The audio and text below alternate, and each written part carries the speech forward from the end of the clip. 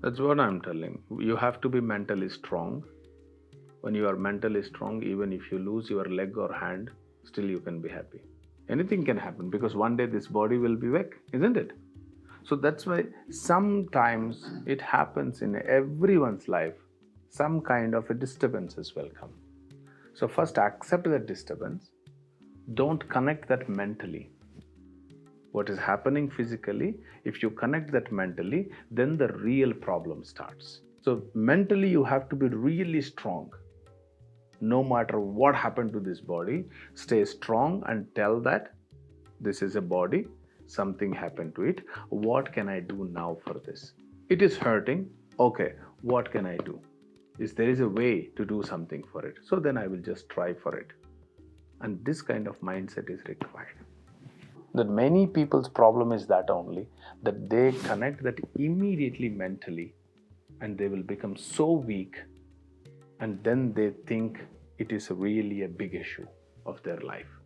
Then all energy they will invest on that only, not for healing, but for panicking, creating fears, and getting that more worse and worse and worse.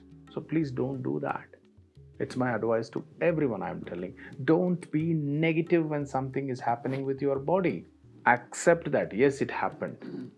Now it is a time for me that mentally I have to be more strong. So speak only positive, positive, positive, positive to it. No matter, even if it is bleeding, such a mindset is required. Then you see the life is different. Mentally you can heal whatever it happens on a physical side.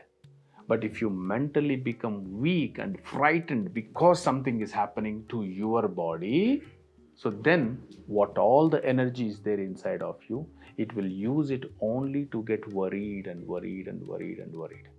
Then you will never get healed. Your willpower, your consciousness, your energy, everything will help you to find the solution. But many people, they can't do it. You know why? They're very, very individual. They keep everything for themselves only. It is very important that people share with people. They live with people. They laugh with people. They can have that nature and culture of a giving and taking. That's why we are telling together we are powerful. Let us sit, speak, meditate, discuss all the things that we can do it. Then the strength is different. The power is different. The energies are different. Then your belief system will be absolutely different. You see, I just motivate people so that they can be positive. But it is not my job to heal them. But mainly this is a mind issue. When they lost their hope, when they lost their trust, then bodies stop getting healed. Because now it is a mental issue. Now it's a mental problem. It's a mental illness actually. Even though everything is fine in the body, still they think something is not okay in my body. They always count on these small little things and they will make a big issue of it. Just because they can't accept that. Such people need a special treatment. They need some coaching. They need some help. You are right. We only can motivate them. We can explain them. We can do.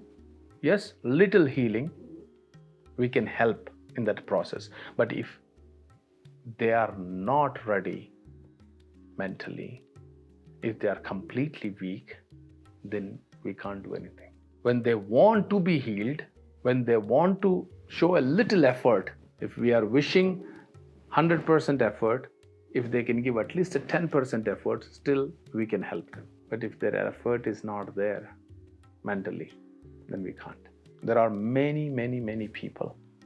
They have money, they have everything, but mentally they lost their trust. But always speak positive. That's only what I can say. When you find people, you always say, yes, everything will be fine. You will be healed. It will be good and all those things. But the real healer is they themselves from inside.